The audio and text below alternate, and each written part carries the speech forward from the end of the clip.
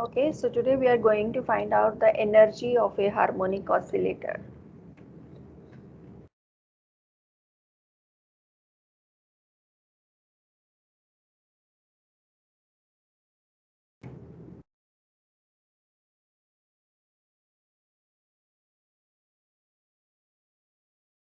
Energy of a harmonic oscillator, right?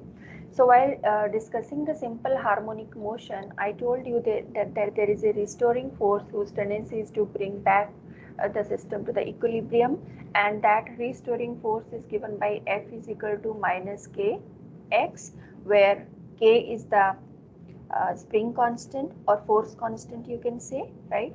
So this obviously represents a linear restoring force, and consequently, the simple harmonic motion, this is an example of conservative system. This is a conservative system. It means that the total energy of the harmonic oscillator is conserved, right? See, the energy is in the form of potential energy as well as the kinetic energy, but the total energy of the system is conserved. So this we are going to prove. Many times this has been asked in examination, that prove that the energy of the simple harmonic motion is conserved. So you have to take into account the potential energy as well as the kinetic energy of the simple harmonic motion, and then you have to prove that this is conserved. Okay. So first of all, let us talk about the potential energy. So let us assume that the potential energy at the equilibrium position, let's say this is the equilibrium position. Here let us say the potential energy is 0. Okay, so at any displacement x, let us say we are talking about this point where the displacement is x. So at any displacement x, the potential energy is given by minus f dx, because we know that force is a negative gradient of potential. Okay, so from here you can come to this: potential energy is equal to minus f dx, right? You can substitute the value of f over here, so that v becomes v is equal to kx dx. Okay, which is further equal to, if you integrate this, and the limit is from 0 to x, because at equilibrium, when x is equal to 0, the potential energy is also 0, v is also 0, and at this position x, this is the so this is the maximum limit. X is the maximum limit. Okay, so this is further equal to, if you integrate this, k is a constant, so it will come outside, and the integration of x is x square divided by 2, so this will become 1 by 2 kx square. So it means that potential energy is equal to 1 by 2 kx square. And if you remember, this is the equation which is representing parabola. Okay, so if you represent the potential energy versus x versus displacement, the curve will be a parabola. Okay, so this will be just like you can just plot the potential energy versus x. So if this is x, and let's say this is the equilibrium position, so here this is the equilibrium position, so the potential energy curve will be just like this. So it is going to be minimum, the potential energy is going to be minimum at the equilibrium position and maximum at the extreme position. So this is potential energy. Okay. Okay, so this was the equation, this was the representation, mathematical representation of the potential energy for a simple harmonic oscillator. Similarly, we can also talk about the kinetic energy of a harmonic oscillator. So kinetic energy of a harmonic oscillator, let us say this is represented by Ek, is given by 1 by 2 m v square, where m is the mass of the particle and v is the velocity with which this is moving. So this is further equal to 1 by 2 m, and we know that v can be represented as the differentiation of x with respect to t. So this is the square of the velocity. Now we also know that the displacement of a simple harmonic oscillator at any instant t is given by x is equal to a sine omega t plus phi. This we have derived in the last lecture, the displacement of the simple harmonic oscillator, right?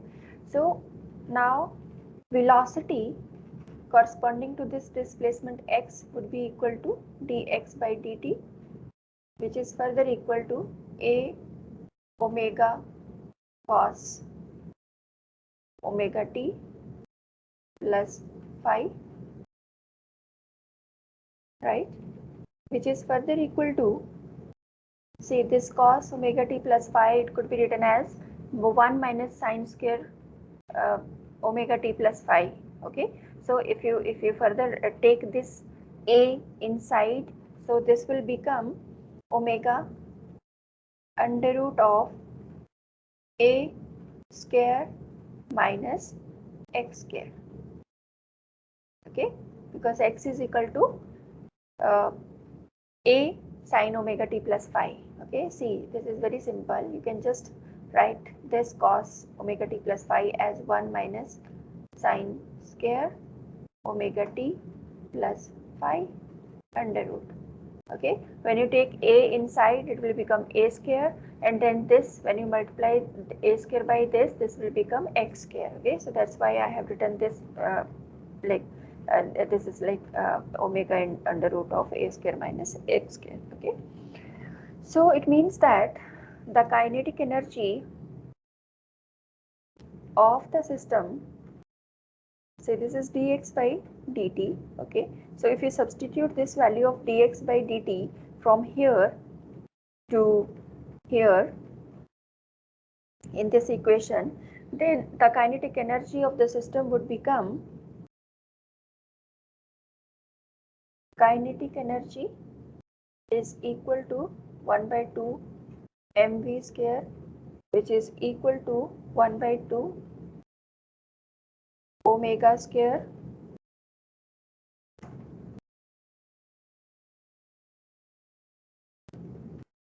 a square minus x square. Okay, m is of course there, so it should be there. Okay, so since velocity is equal to this omega under root of a square minus x square, so when you square this square a square minus x square, and 1 by 2m is of course there. So this is the kinetic energy. Now the total energy of the oscillator,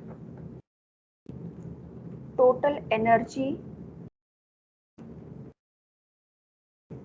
of the oscillator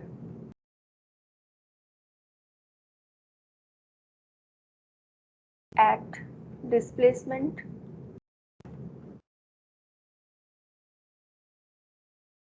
x is what?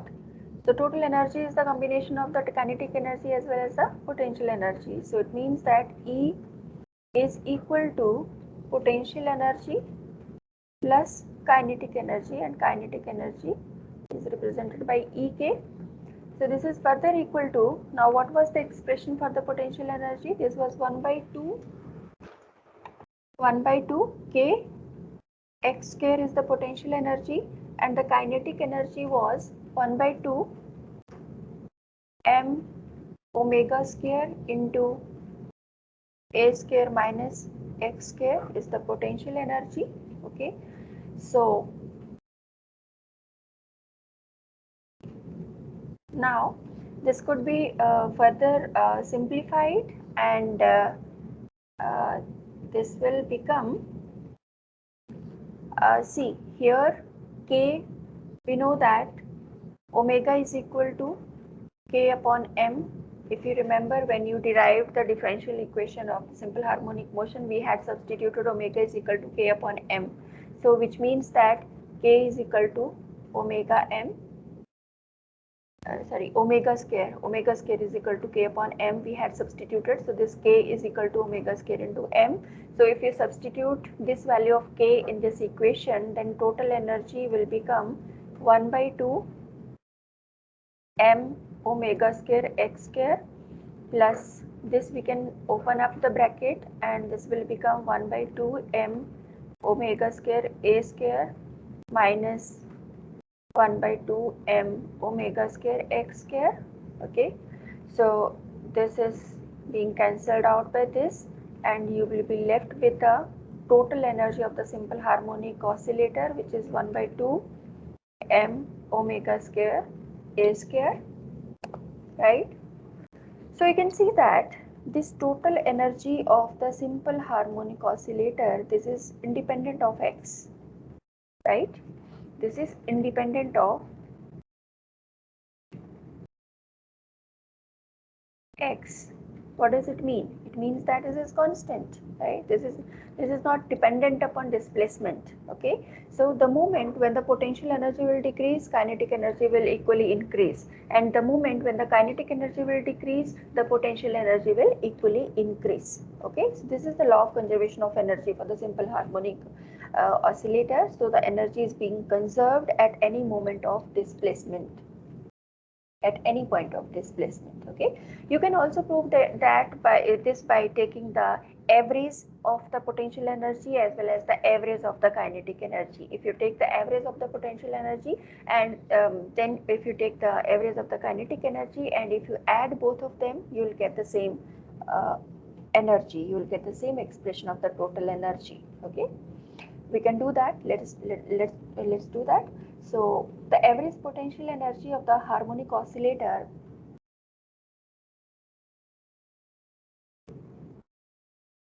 the average potential energy of the harmonic oscillator over time period t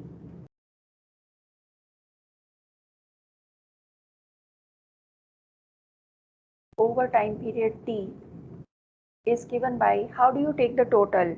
You take the sum of all and then you divide it by the number, how many number is there, right? So average value of potential energy is given by taking the energy at all t starting from 0 to t1, t2, t3, so on and up to t, okay, for entire time period, right?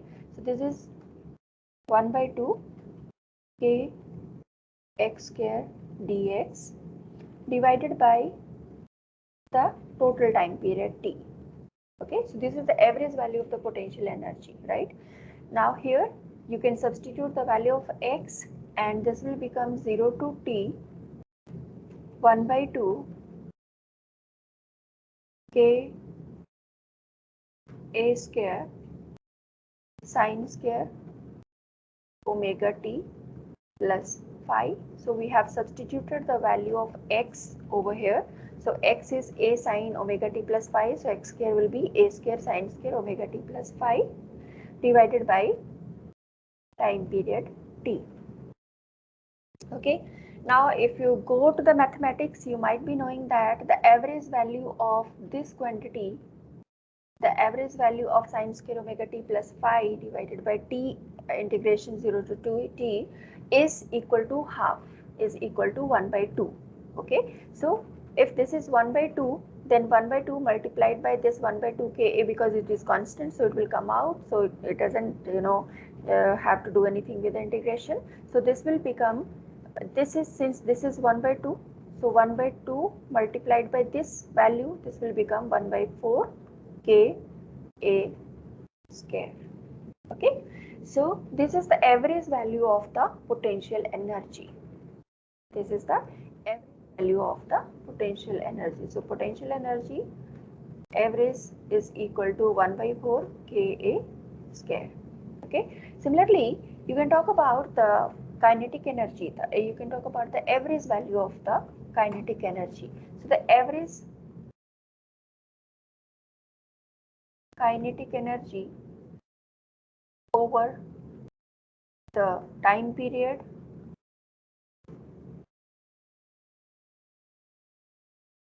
T is given by, if you take the average of the kinetic energy Ek, so this is equal to 0 to T 1 by 2 m v square, and we know that v is dx by dt, so it's square, and of course dt is there because this is with respect to t, so dt is there divided by t. Okay, so this is further equal to 0 to t 1 by 2 m, and if you substitute the value of dx by dt, so that was a omega cos omega t plus phi. So this since this is square, so this will become a square omega square cos square omega t plus phi dt divided by t. Okay, so again, if you go through the mathematics, the average of this is half. The average of cos square theta is half. Okay, so half multiplied by this value, this will give you the kinetic energy, average value of the kinetic energy. So this is equal to 1 by 4 m omega square a square, and we also know that m omega square is equal to k, the force constant. So this is equal to 1 by 4 a square.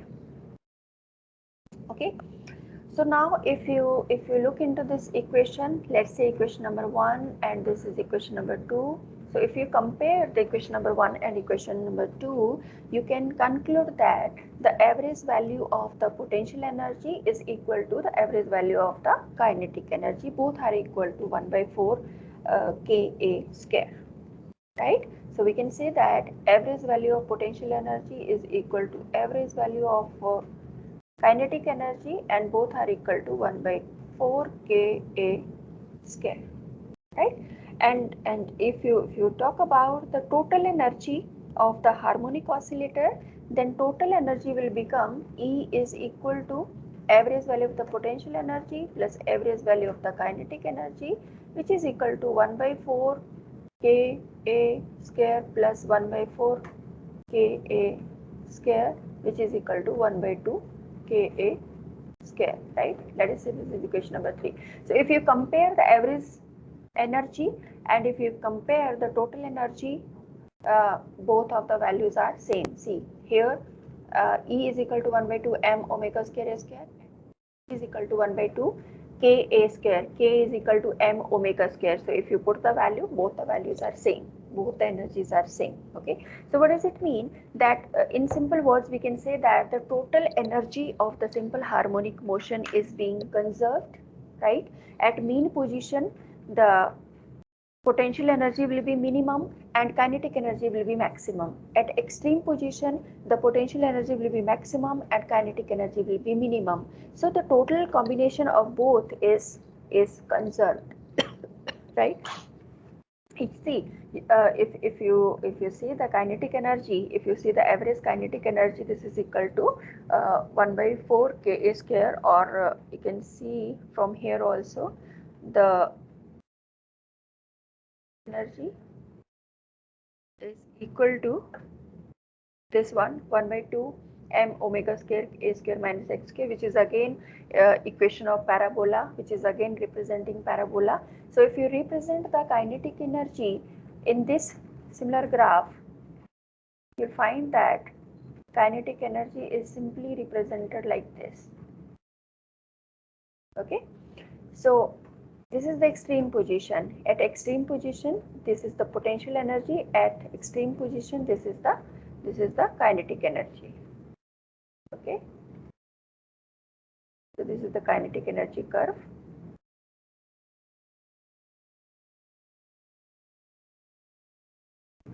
Similarly, you can see at the extreme positions, at extreme position kinetic energy is minimum but potential energy is maximum. Same here.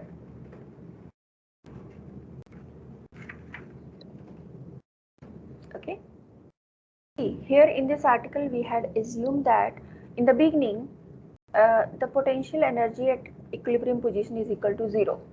Okay, but let's say if the potential energy in the beginning in the equilibrium position has some value, has some constant value, then the total energy, or you can say the potential energy of the system will become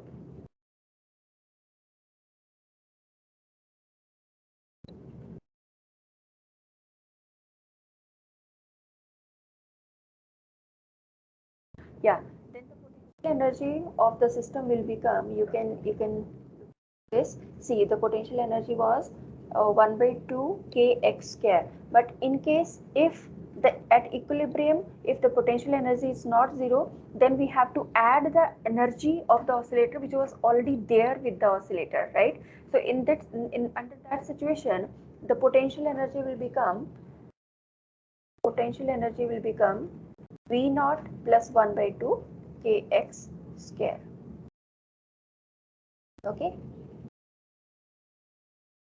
and also the total energy of the system will become, in that case, if the oscillator has some energy in the beginning, so in that case total energy will become V naught plus 1 by 2 Ka square. Okay, so this is the energy of the simple harmonic oscillator. Any doubt here, students?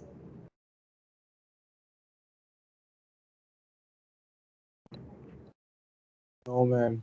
No, ma'am. Okay,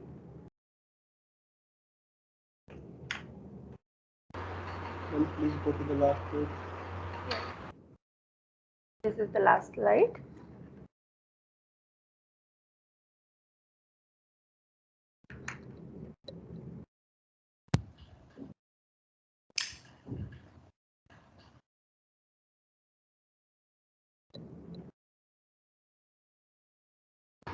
Well, Here, that is clear here. yes, here you can say that V naught is the rest energy, rest potential energy of simple harmonic oscillator. Yes, now any doubt now, students?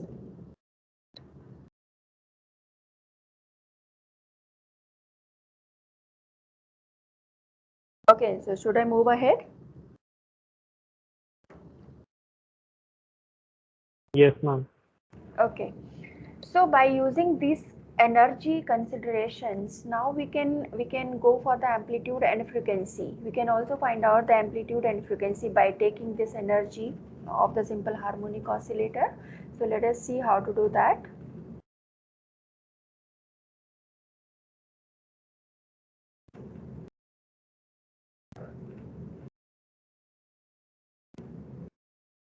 Amplitude and frequency of simple harmonic motion by energy considerations.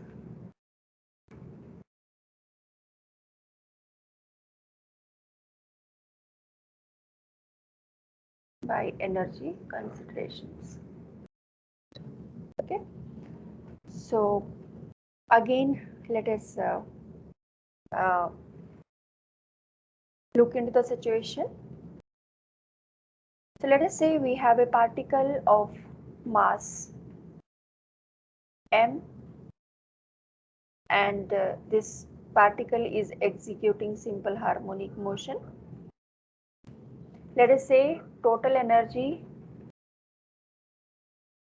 of this particle is E, and let us say the rest energy of the particle at equilibrium position is 0. So here we are taking this V naught as equal to 0. Okay, so then we know that kinetic energy is equal to 1 by 2 mv square, where v is dx by dt, so it's square, and potential energy, this is kinetic energy, and potential energy V is 1 by 2 kx square, as we did in the last article. So therefore, total energy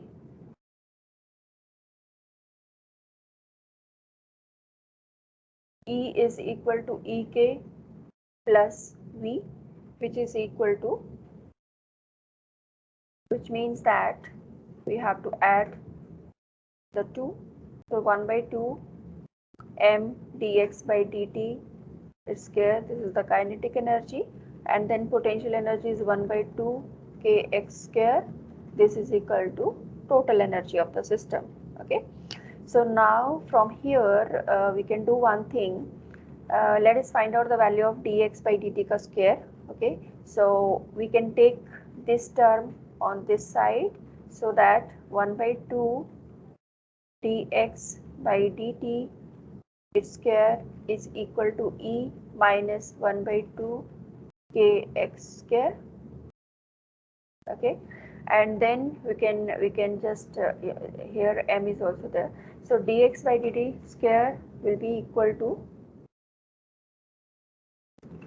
dx by dt square is equal to, we can just take 1 by 2 m on the other side, so that this will become 2 by m E minus 1 by 2 kx square.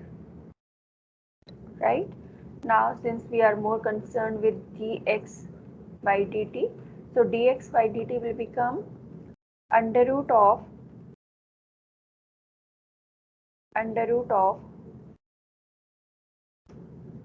we are here we are doing one thing, we are taking 2 inside and k outside. Okay, so k by m into 2e by k minus x square. Okay, which is further equal to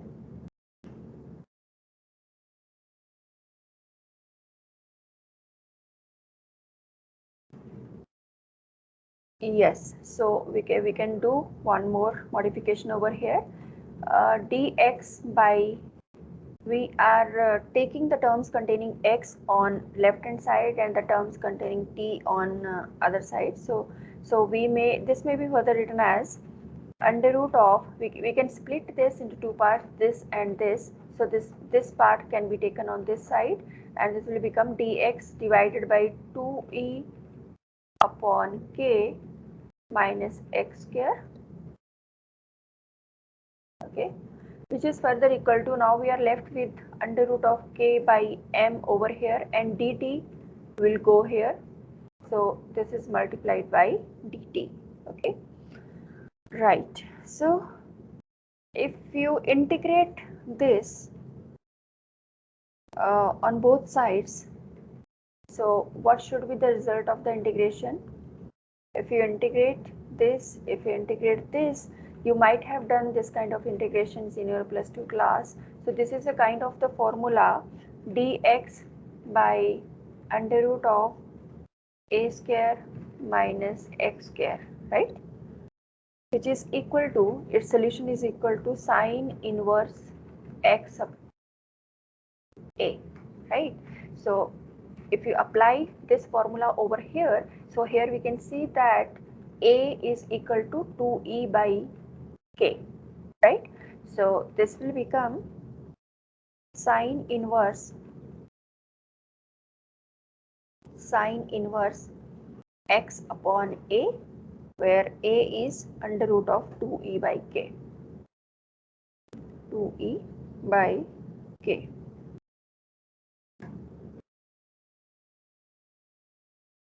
Okay, which is equal to, now if you integrate on this side, since this is constant, k upon m is constant, under root of k upon m is constant, and the integration of dt is t, so this will become under root of k upon m into t plus constant of integration will also be there, phi will also be there.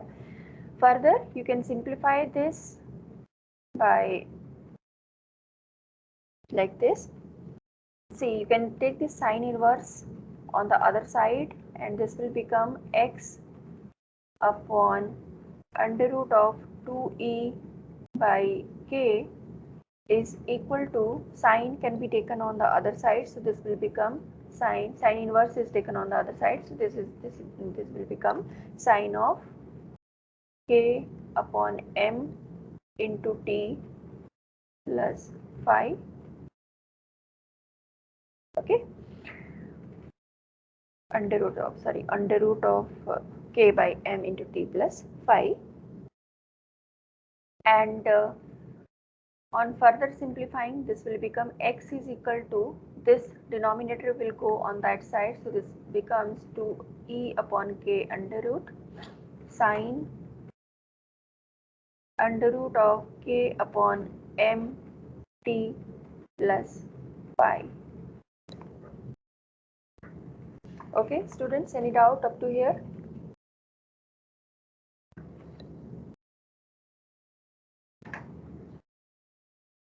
Any doubt, student?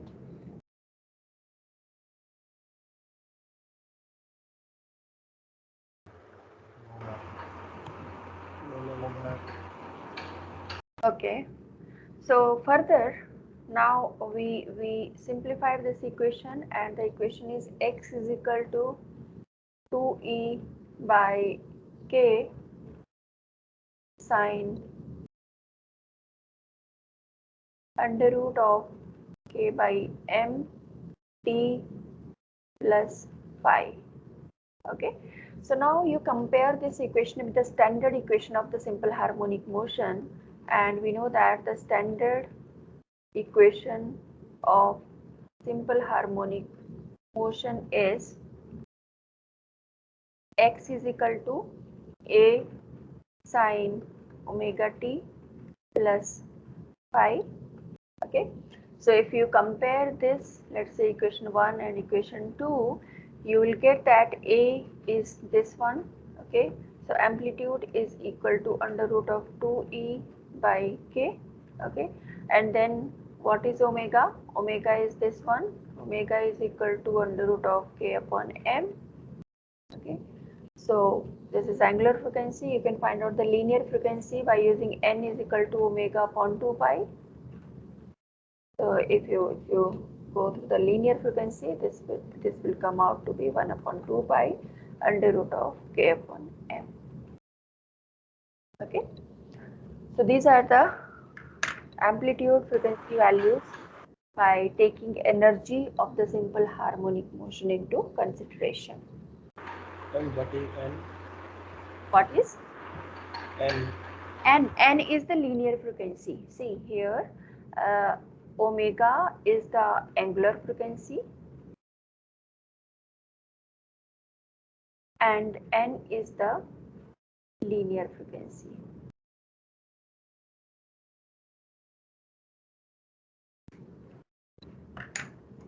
Okay, yes students, any doubt?